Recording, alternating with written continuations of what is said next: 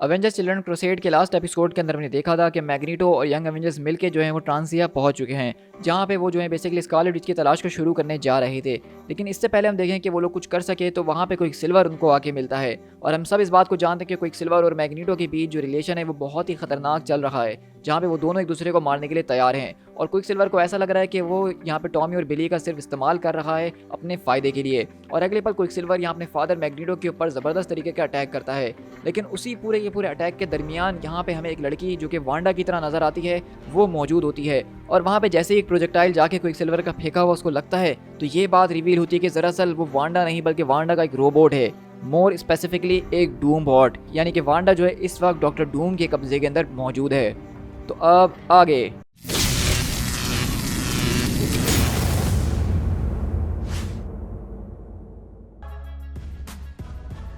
तो हम यहाँ पे बेसिकली माउंट वंडरगोर के एक छोटे से घर के अंदर शिफ्ट होते हैं, जहाँ पे वो सारे के सारे लोग वांडा की बॉडी को इस वक्त टेबल पे रख के एग्जामिन कर रहे हैं। और वो कहता है कि स्कारलेट विच एक डूम बॉट है। तो वहीं से कोई सिल्वर बोलता है कि इसके बारे में तो हम नहीं जानते। तो स्पीड बोलता है कि क्या मतलब हम नहीं जानते, वो हमारे सामने और हमें नज़र आ रही है कि वो एक डूम बॉट की तरह है। तो वहीं से कोई सिल्वर बोलता है कि यही तो मेरा पॉइंट है नेफ्यू, कि ये पूरी की पूरी मशीन हो सकता है कि किसी और ने बनाई हो डूम बॉट की तरह, और वो उसको ऐसा दिखाना चाह रहा हो कि इसके अंदर डूम की कोई इन्वॉल्वमेंट मौजूद है। तो वहीं से मैग्नीटो उसकी तरफ देखता और कहता है कहीं किसी और से मतलब तुम्हारा मुझसे तो नहीं कि मैं ये सब कर रहा हूँ। तो क्विक सिल्वर बोलता कि रही बात आपकी और डूम की, तो आप लोगों के बीच एक बहुत ही पुरानी राइवलरी चल रही है काफ़ी डिकेड से फादर, और मुझे नहीं लगता कि इससे ज़्यादा बेहतर आपको कोई मौका मिल सकता है कि आप हम सबको इस बात पे विश्वास दिला दें कि वांडा डूम के पास मौजूद है, और हम सब मिलकर आपके साथ पूरे के पूरे लैटवीरिया के ऊपर अटैक कर दें, इस बात को मानते हुए कि वहाँ पे वांडा मौजूद है। तो क्विक सिल्वर बोलता है कि कहीं तुम कुछ ज़्यादा ही अपनी तरफ से बातें तो नहीं कर रहे, क्योंकि आखिरकार डूम के अलावा ऐसी टेक्नोलॉजी किसके पास है जो इतनी ज़्यादा डिटेल में इस चीज़ को क्रिएट कर सके। ये बात अब साफ हो चुकी है कि इसके पीछे डूम का कुछ ना कुछ तो लेना ज़रूर है, क्योंकि वही इतना ज़्यादा एक पावरफुल इंसान है जो कि वांडा को सिंपली डिसअपीयर कर सकता है, ना ही उसका कोई मैजिक का ट्रेस मिल पाए और ना किसी और चीज़ का। तो विकिन बोलता है क्या डूम के पास ऐसी टेक्नोलॉजी है कि वो ये सब कर सके। तो क्विक सिल्वर बोलता है कि नहीं, लेकिन उसके पास सॉर्सरी ज़रूर मौजूद है। तुम्हारी ही तरह थॉमस विक्टर वॉन डूम ने भी अपनी अर्ली एज के अंदर अपनी माँ को खो दिया था। तुम्हारी माँ की तरह सिंथिया वॉन डूम जो है वो भी विच क्राफ्ट को प्रैक्टिस करती थी, और वो ये सब कर रही थी ताकि अपने लोगों का भला कर सके। लेकिन जिस डीमन से वो पावर खींचती थी उस डीमन ने ही उसको अंत में अपने पास खींच लिया, उसके सोल को हमेशा के लिए अपने पास कैद कर लिया। विक्टर वॉन डूम जो कि बचपन से बहुत ज़्यादा होशियार एक साइंटिस्ट था, उसकी सारी की सारी चीज़ों के ऊपर अटेंशन गई और उसने मिस्टिक आर्ट को परफॉर्म करना शुरू करा ताकि वो अपनी माँ के सोल को वापसी हासिल कर सके। और उसने फिर अपनी साइंस और मैजिक को मिलाने के बारे में सोचा, लेकिन तब ये पूरी की पूरी चीज़ बैक फायर कर गई और हमेशा के लिए उसकी बॉडी को जला के राख कर दिया, और उसका निशान आज तक उसके जिस्म के ऊपर मौजूद है। और तब से लेके आज तक वो सिर्फ एक ही नाम से जाना जाता है, डॉक्टर डूम। वो एक सेल्फ प्रोक्लेम्ड किंग ऑफ लैटवेरिया है, the master of science and magic and the most powerful man alive. तो वहीं से मैग्नीटो बोलता है कि डूम से शक्तिशाली सिर्फ एक ही इंसान है और वो तुम्हारी बहन है पीतरो। वांडा के पास ऐसी एबिलिटीज़ मौजूद हैं जो कि पूरी की पूरी रियलिटी को अपने हिसाब से बदल सकती है।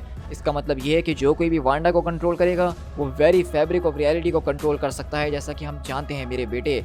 तो इसलिए अगर डूम के पास वांडा, तो वहीं से क्विक सिल्वर बोलता है कि अगर वांडा डूम के पास होती तो हमें इस बारे में अब तक पता चल चुका होता और हम यहाँ खड़े होकर ये बहस नहीं कर रहे होते। और वहीं से क्विक सिल्वर बोलता है तो आपका इस बारे में क्या सजेशन है कि हम डूम के ऊपर एक पूरी की पूरी वॉर को डिक्लेयर कर दें, उसके कैसल को स्टॉर्म कर दें। तो वहीं से मैग्नीटो बोलता है कि मुझे इस बारे में सोचने का वक्त चाहिए, और वैसे भी हम यहाँ पे 9 लोग मौजूद हैं, तो मेरे ख्याल से हम एक ज़बरदस्त तरीके की सर्च एंड रेस्क्यू टीम तो बना ही सकते हैं। तो आपका प्लान क्या है असल में फादर, आप चाहते क्या हैं? आपको लगता है कि वाकई में आप इन बच्चों को एक ख़तरनाक किस्म के डेथ ट्रैप के अंदर ले जाना चाहते हैं?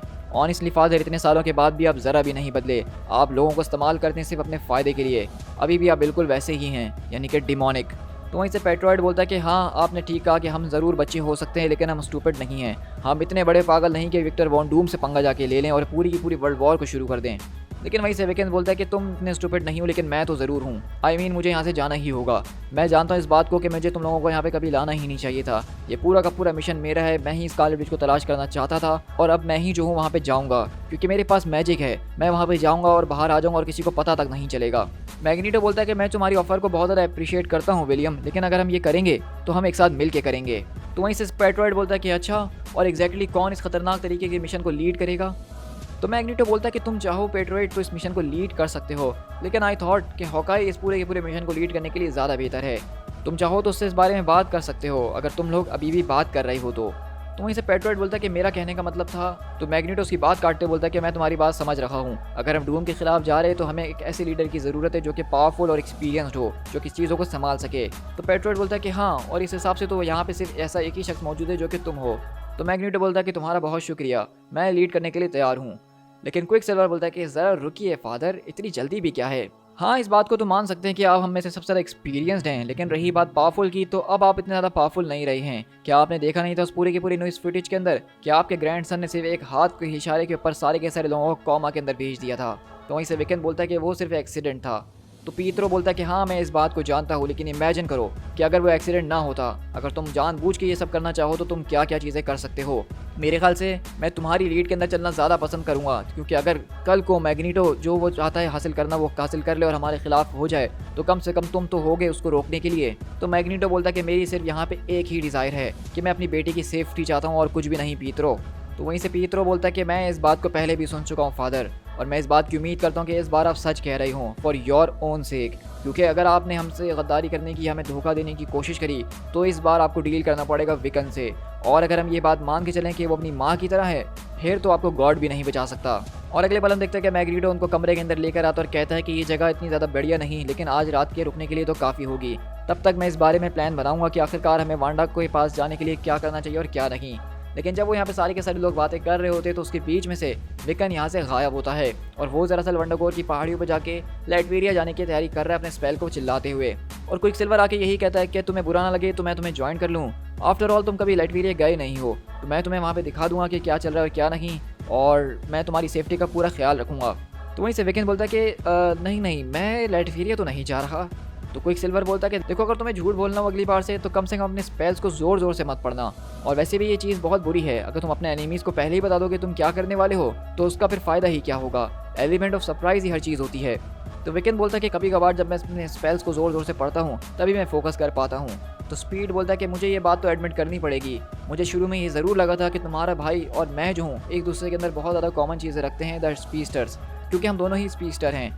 लेकिन यहाँ ज़रा अपने आप को देखो, तुम मेरे फादर के सारे डायरेक्ट ऑर्डर्स को डिसोबे कर रहे हो। जैसे ही उन्हें अपने पीठ को पलटा, मैं तुमसे इंप्रेस्ड हो गया हूँ। लेकिन वहीं से आवाज़ आती है कि रियली, लेकिन मैं तुमसे बहुत ज़्यादा डिसअपॉइंट हुआ हूँ, और सिर्फ इस वजह से नहीं कि मेरा बॉयफ्रेंड यहाँ पे बहुत ही बड़ा इडियट है और बहुत ही बड़े रिस्पॉन्सिबल होने का सबूत दे रहा है और बिल्कुल वैसा ही कर रहा है जिस तरह एवेंजर्स ने कहा था कि वो करेगा, लेकिन उससे भी ऊपर यह है कि क्विक सिल्वर तुम उसको यहाँ पे बढ़ावा दे रहे हो। क्या तुम्हें वाकई में ये लगता है कि तुम यहाँ पे एक 10th ग्रेड के बच्चे के साथ, जो कि उसको लगता है कि वो सब कुछ कर सकता है, और एक ऐसा आदमी जिसकी सबसे बड़ी सुपर पावर सिर्फ भागना है, वो जाके डूम से मुकाबला कर सकते हैं? तो हम देखते हैं कि हल्कलिंग यहाँ पे काफ़ी ज़्यादा गुस्से में आ चुका होता है और कहता है कि मैं इस बात को बहुत ज़्यादा अप्रिशिएट करता हूँ कि बिली, कि जब मेरी फैमिली यानी कि क्री और स्क्रल वाले लोग मुझे लेने के लिए आए थे तो तुमने मुझे बहुत ज़्यादा बचाने की कोशिश करी, लेकिन सच में मेरी फैमिली तो उसके आगे कुछ भी नहीं थी जितनी क्रेजी तुम्हारी फैमिली है, द मैक्सिम ऑफ फैमिली।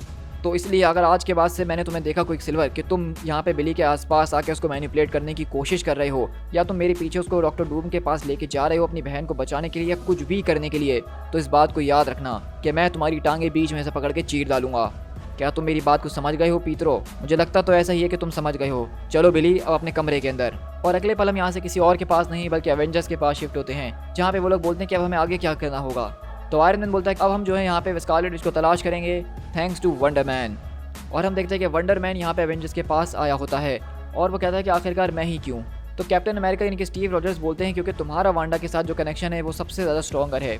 अब 1 मिनट के लिए मैं आपको यहाँ पे रोक के बताना चाहूँगा कि जैसा कि आप सब जानते हैं कि हमारी टाइमलाइन के अंदर कैप्टन अमेरिका जो है वो बकी बार्न्स यानी कि विंटर सोल्जर बना हुआ था, लेकिन इस पॉइंट पर आके इस स्टोरी के अंदर जो कैप्टन अमेरिका है वो स्टीव रॉजर्स ही हैं। अब वो सब कैसे हुआ, इससे पहले एक प्रीवियस स्टोरी थी जो कि मैंने अपने चैनल पे शेयर करी थी, जहाँ पे बकी बार्न्स के ऊपर एक बहुत ही बड़ा केस हो गया था और उसकी एक फॉलोअप स्टोरी थी जो कि मैंने शेयर नहीं करी क्योंकि आपका रिस्पांस उसके ऊपर अच्छा नहीं आया था। लेकिन उस स्टोरी के अंदर होता ऐसा है कि बकी के ऊपर क्योंकि बहुत ज़्यादा केस चल रहे होते हैं, वो दुनिया में बदनाम हो चुका होता है कि वो पहले जो एक हाइड्रा का एजेंट था, तो इसलिए अब अमेरिकन गवर्नमेंट एक ऐसे आदमी को कैप्टन अमेरिका नहीं बना सकती जिसकी सारी की सारी इन्फॉर्मेशन लीक हो चुकी है।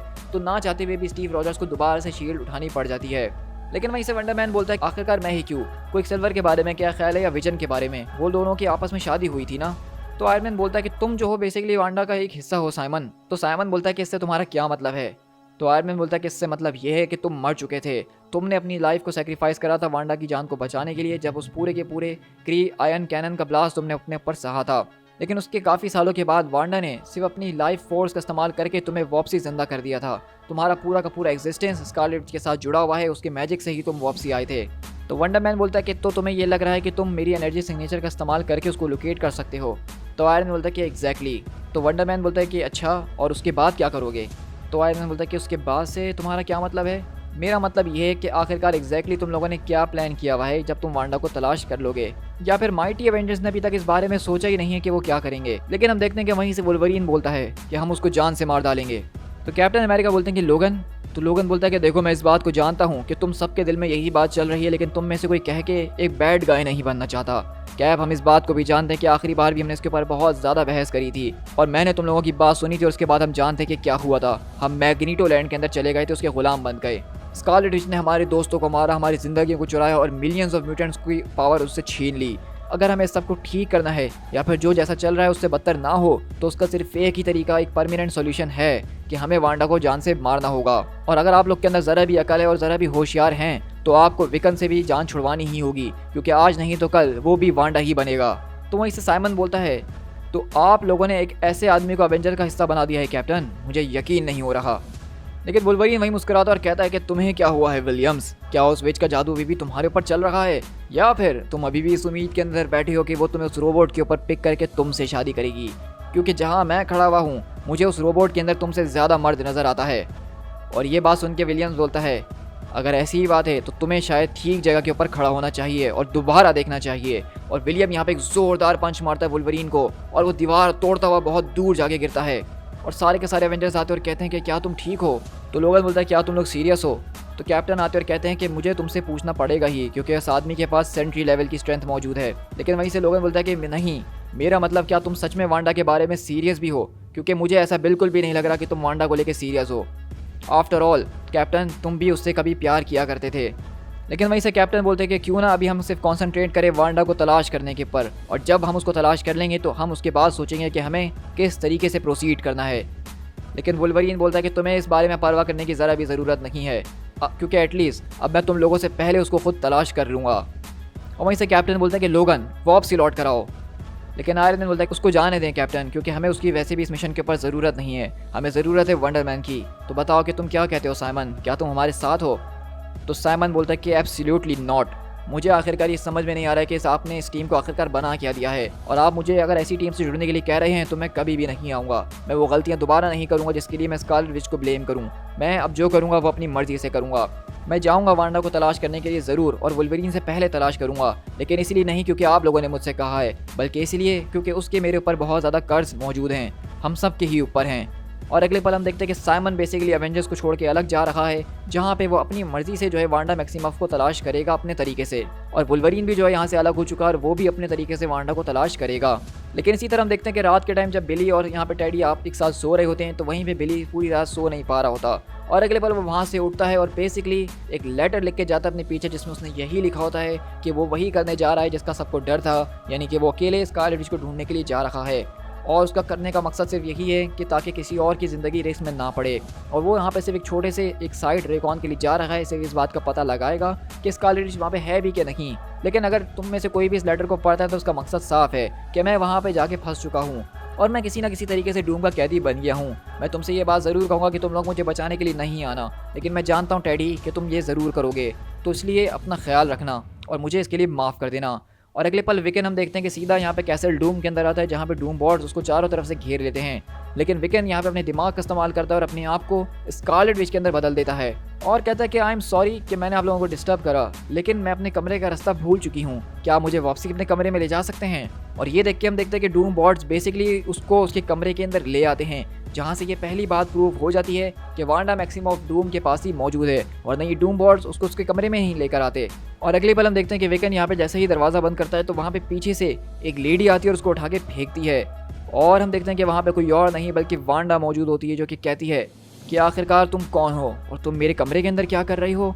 और हम देखते हैं कि वहाँ पे विकन उसको देख के कुछ बोल नहीं पा रहा होता, मतलब वो अपने दिल के अंदर बोलना तो बहुत कुछ चाहता है कि वो उसका बेटा है और उसको लग रहा था कि उसकी माँ मर चुकी है लेकिन अब वो जिंदा है और फलाना फलाना फलाना, लेकिन उसके मुंह से सिर्फ यही बात निकलती कि मैं यहाँ पे आपको बचाने के लिए आया हूँ डॉक्टर डूम से। तो वांडा मुस्कुराते हुए पूछती है और आखिरकार तुम ये सब करोगे कैसे? तो विकन बताता है कि well in spite of the fact कि आपने मुझे यहाँ पे ज़मीन के ऊपर फेंक दिया, मैं ये बताना चाहूँगा कि मैं थोड़ा बहुत सुपर हीरो तो हूँ ही, आई मीन टू से मैं ट्रेनिंग के अंदर हूँ, लेकिन मेरे पास पावर्स भी मौजूद है, मैजिक पावर्स। तो वहीं से वांडा बोलती है कि पावर्स, लेकिन किस तरह की? तो वो बताता है कि मैं हूँ विकन और मैं यंग एवेंजर से ताल्लुक़ रखता हूँ। मैं इससे पहले भी आपसे मिल चुका हूँ, लेकिन उस वक्त आप मेरे बारे में जानती नहीं थी। मैं यहाँ पे आया हूँ आपके फादर और आपके भाई के बिहाफ पे। लेकिन वांडा बोलती कि ये नामुमकिन है, मेरे फादर तो मर चुके हैं। तो विकन बोलता है कि नहीं, ये आपसे किसने कहा, वो तो बिल्कुल ठीक है और आपकी परवाह कर रही है, क्विक सिल्वर भी आपकी परवाह कर रहा है। लेकिन वहीं से वांडा बोलती है कि young man, I am afraid कि तुम शायद मुझे किसी और के साथ कंफ्यूज कर रही हो, मेरा नाम वांडा मैक्सिमोफ है। तो विकन बोलता है कि मैं इस बात को जानता हूँ और शायद इस वक्त तुम यहाँ पे सिर्फ इस बात का ड्रामा कर रही हो कि तुम्हें एमनीजिया है और तुम सब कुछ भूल चुकी हो ताकि तुम एक नई शुरुआत कर सको, और मैं इस बात को समझता हूँ। या फिर ऐसा भी हो सकता है कि तुम्हें सच में एमनीजिया है और तुम सब कुछ भूल चुकी हो और तुम्हें कुछ समझ में नहीं आ रहा कि मैं क्या बातें कर रहा हूँ। लेकिन इन दोनों में से कोई सा भी केस हो, मैं तुमसे सॉरी चाहता हूँ, क्योंकि इधर वे मैं तुम्हें यहाँ से लेके बाहर जा रहा हूँ। तो वांडा बोलती है कि मैं तुम्हारे इस पूरे के पूरे कंसर्न को अप्रिशिएट करती हूँ बच्चे, लेकिन मैं तुम्हें अश्योर करती हूँ कि मैं यहाँ पे बिल्कुल सेफ हूँ। इनफैक्ट मेरी तो कल शादी होने वाली है। तो विकन बोलता है कि आपकी क्या होने वाली है, लेकिन किससे? और अगले पल आवाज़ आती है कि उसकी शादी किसी और से नहीं बल्कि मुझसे होने वाली है।